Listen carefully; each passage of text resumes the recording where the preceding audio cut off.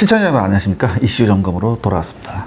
네, 오늘은 국방 예산 이야기인가요? 네, 얼마 전 2차 추가 경정 예산안 심사 과정에서 국방 예산 905억 원이 삭감됐죠. 삭감된 예산 중에는 상당수가 이제 시험 평가 협상, 그다음에 계약 등의 지연과 미행 상황, 그리고 낙찰 차액을 반영한 불용 예산이지만 이 중에서 AH-64E 아파치 36대를 도입하는 대형 공격 헬기 2차 사업 예산 100억 원이 삭감된 것은 좀 충격이었습니다. 이미 본 내용은 제가 올 초에 우리나라가 포기한 5대 무기편에서 잠깐 다뤘는데요. 당시 국방부는 아파치 사업이 백지화될 가능성이 높지만 그렇다고 공격 헬기 사업 자체가 종말을 맞이한 것은 아니라고 얘기했었습니다. 그런데 그 이후에 여러 가지 변수가 생겼고요. 이 과정에서 이번 국방 예산 감축이 발생했죠. 따라서 오늘 CR의 군사연구소에서는요, 이 얘기를 해볼까 합니다.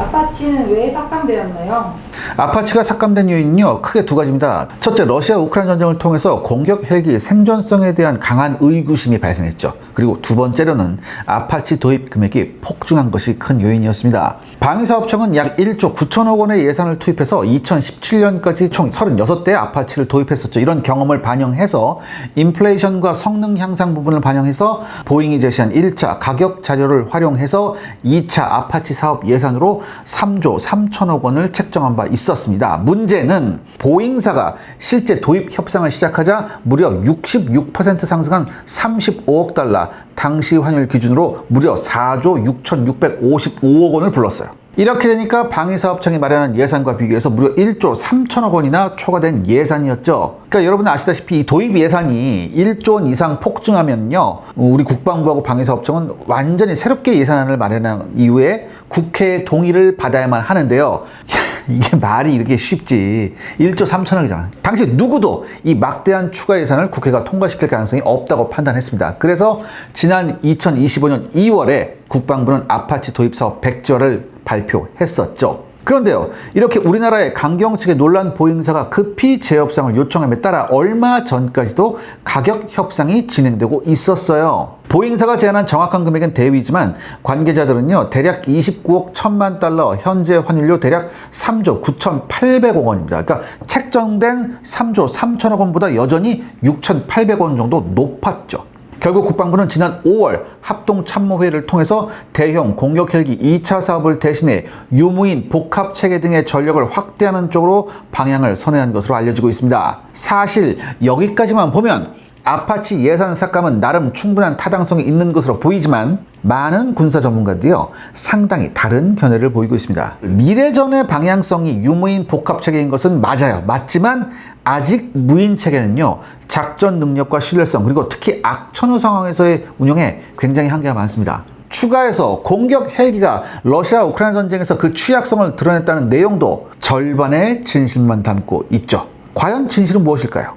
러시아 우크라이나 전쟁에서 공격 헬기가 어땠나요? 제가 채널에서 여러 번 다뤘듯이요, 우크라이나군은 미국이나 기타 서유럽 국가들이 제공한 휴대형 지대공 미사일을 사용해서 AH-64E 아파치보다 튼튼하다고 알려진 러시아군의 카모프 50이나 미르 28 공격 헬기를 대량 격추시켰습니다. 특히 2024년 8월 1일 서방 언론은 우크라이나군이 도네츠크에서 FPV 드론을 사용해서 중량 12톤짜리 미르 8 수송 헬기를 격추했다고 보도하는 등 헬기의 취약성이 거듭 드러나고 있었는데요.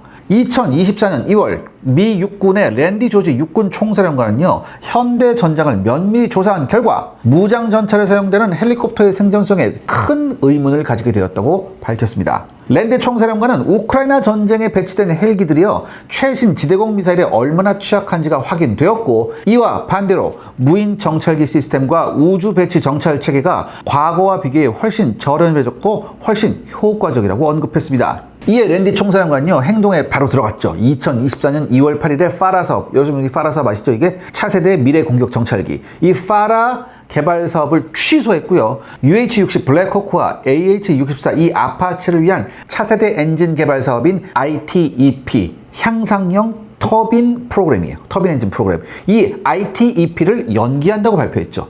이렇게 해서 절약된 50억 달러, 약 6조 5천억 원에 달하는 예산을 다시 전용해서 어디에 사용하냐? 플라라라고 있어요. FLRAA. 이게 차세대 장거리 강습 항공기라고 불리는 플라라 사업을 통해 선정된 V280 벨라. 그러니까 순항 속도가 520km, 시속 520km에 달하는 V280 수송 헬기의 무장형을 신속히 개발해 공격 헬기를 대체하겠다고 발표했죠. 그러니까 미 육군의 선택은 공격 헬기 전력의 포기가 아닌 아파치보다 훨씬 강력한 고속 무장 헬기를 개발해 배치한다는 겁니다. 그렇다면 기존의 아파치는 퇴역하는 걸까요? 아닙니다.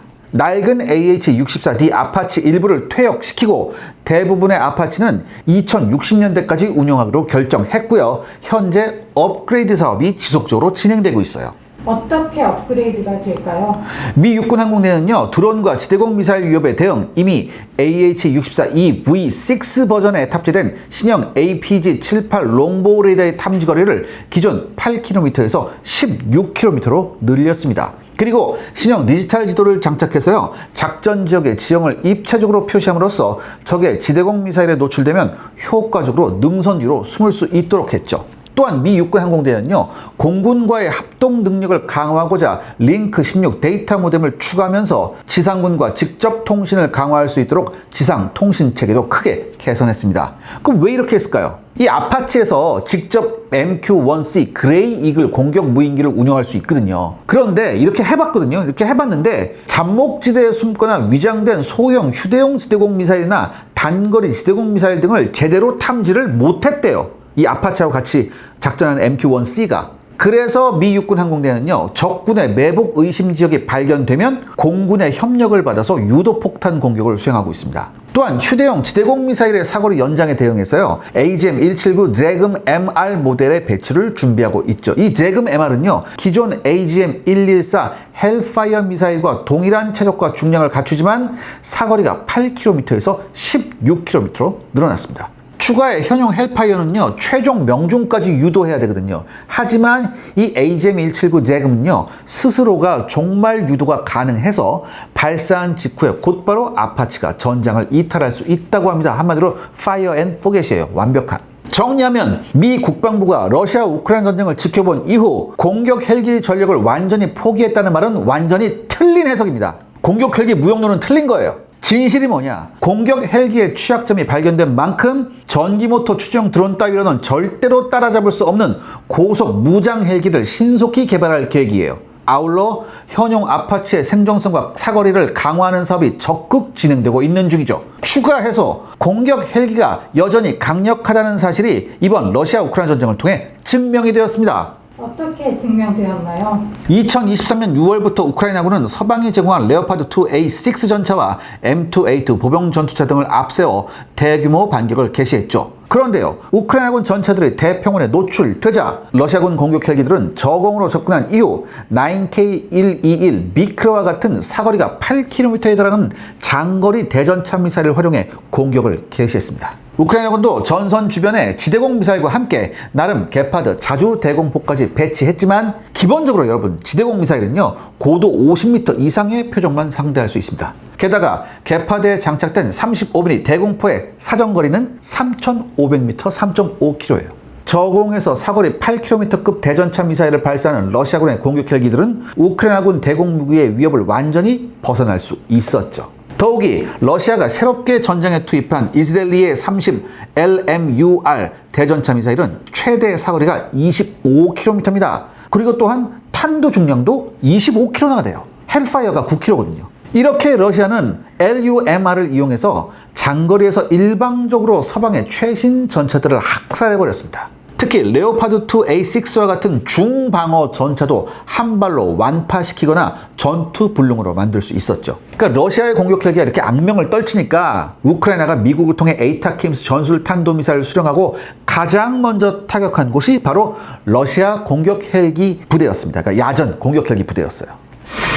시청자 여러분들의 구독과 좋아요는 영상 제작에 정말 큰 도움이 됩니다. 여러분들 부탁드리겠습니다.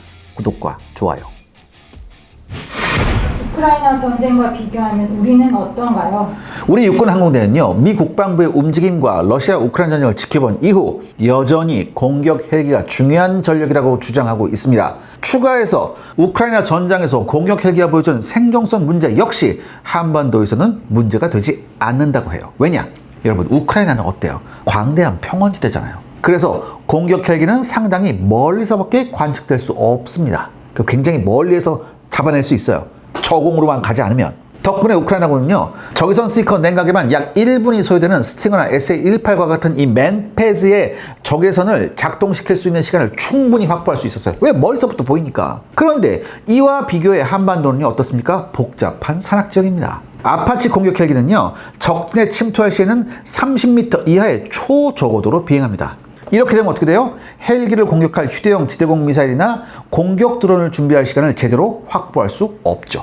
그렇다면 많은 사람들이 얘기하는 것 같이 드론으로 공격 헬기를 대체할 수 있을까요? 국방부는 아파치 도입 사업을 백지화시킨 이후 아파치의 임무를 소모성 무인기와 공격 무인기로 대체하는 방안도 검토했었습니다. 국내에서도 헬기를 통해 발사되는 소모성 작폭 무인기 ALE, 이게 Air Launched Effects라고 하는 건데, 이 ALE가 개발되고 있지만 그 완성이 2028년 9월이에요. 그리고 실제 실전 배치는 2030년 이후나 가능합니다. 이 ALE와 같은 소모성 무인기는요, 관측 시계가 좁고 작전 시간이 2시간 30분 정도로 제한됩니다. 또한 전시 사용을 위한 재고 확보에도 상당한 비용이 필요하죠. 그리고 이보다 더 골치 아픈 문제는 소형 무인기들이 생각보다 운용이 까다롭고 전자전과 악천후에 취약하다는 점이죠. 예전에 제가 한번 말씀 올렸었는데요. RUSI라는 곳이 있습니다. 이게 로얄 유나이티드 서비스 인스티튜트라고 해서 영국의 국방안보 싱크탱크예요. 여기 RUSI 산하의 잭 워틀링과 닉 레이놀즈가 작성한 우크라이나 전역 분석 연구소인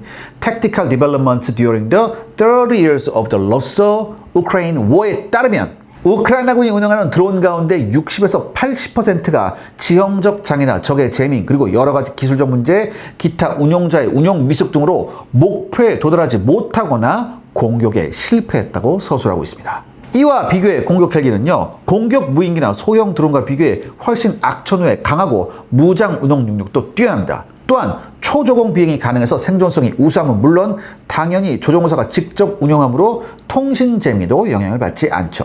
미 육군 아파치 항공대는 4발의 헬파이어를 운영할 수 있는 MQ-1C 그레이 이글 무인기를 운영하고 있어요. 제가 아까 말씀드렸죠. 얘가 같이 모기로서 이걸 운영하는데, 이걸 이용해서 어느 정도 공격 헬기의 임무를 대체할 수 있다고 주장합니다. 하지만 그레이 이글 같은 이런 무인 공격기는요, 관측 능력이 제한돼요. 또한 무장 탑재량도 아쉬워요. 그렇기 때문에 적군의 매복이 의심되는 지역을 충분히 청소할 수가 없습니다. 그리고요, 여러분들, 그레이 이글 1개 시스템 구매에 드는 비용도요, 이게 만만치가 않습니다. 2,150만 달러예요, 한 대. 한화 294억입니다. 결코 저렴하지 않아요. 또한 그레이 이글과 같은 중대형 무인기가 적의 대공무기에 취약하다는 사실이 리비아, 예멘, 우크라이나 전장 모두에서 확인됐습니다. 여러분 기억하실 거예요. 초반에 그렇게 히트해졌던 바이락트라가 지금은 별로 안 보이잖아요.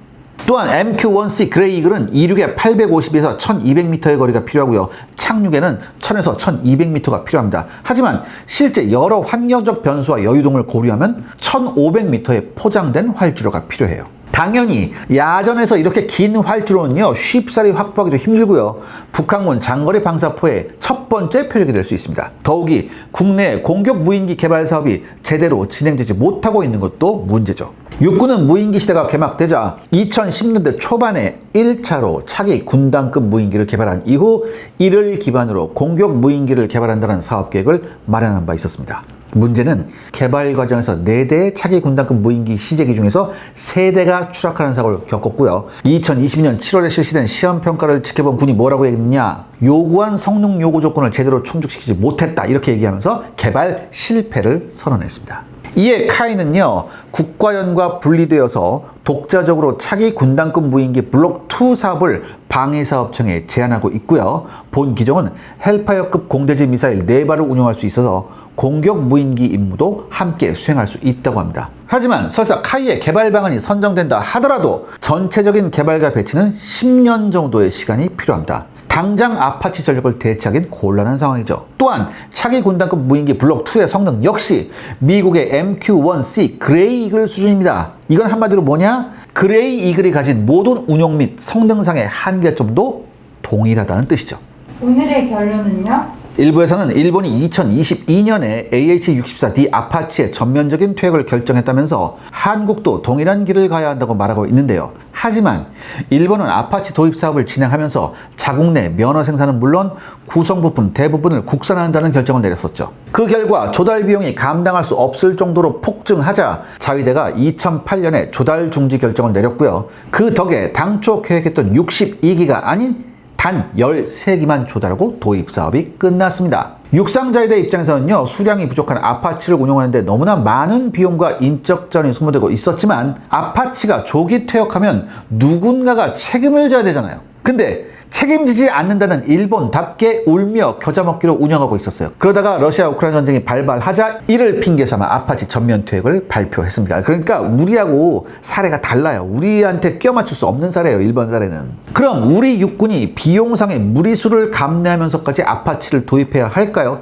이것도 쉽지 않아요. 대신 선택할 수 있는 다른 옵션이 있긴 하죠. 이게 무슨 소리냐? 아파치 가격이 급등하자 얼마 전 카이는요, 육군한테 흥미로운 제안을 한 바 있었습니다.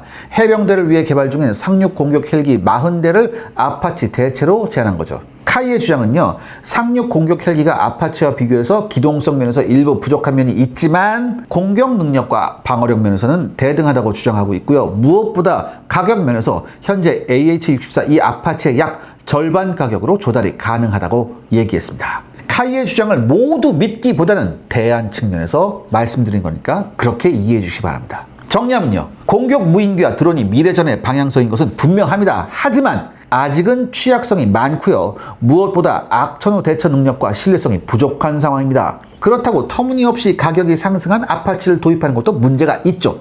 따라서 국내에서 개발 중인 상륙 공격 헬기와 같은 대체 수단을 충분히 검토할 필요성이 있다고 생각합니다. 또한 우리 육군이 반드시 아파치가 필요하다고 하면 미 육군이 퇴역시키는 중고 아파치를 도입해서 개량해서 사용하는 방안도 고려할 필요가 있어요. 여러분, 첨단 무기라는 의미는요, 그만큼 증명되지 못했고 하자가 발생할 가능성이 높은 무기를 의미하기도 합니다. 그렇기 때문에 드론과 같은 첨단 무기가 배치되는 과정에서 발생하는 과도기적인 문제를 보완할 수 있는 제2, 제3의 대안 마련이 반드시 필요합니다. 왜냐하면 우리에게는요, 안보가 그 무엇보다도 소중하기 때문이죠. 뭐 하나 전쟁에서 히트쳤다고 이걸로 다 바꾸자는 솔직히 지극히 1차원적인 생각을 하면 안 됩니다. 최첨단을 달리는 미군은 그럼 왜 공격 헬기를 계속 필요로 할까요?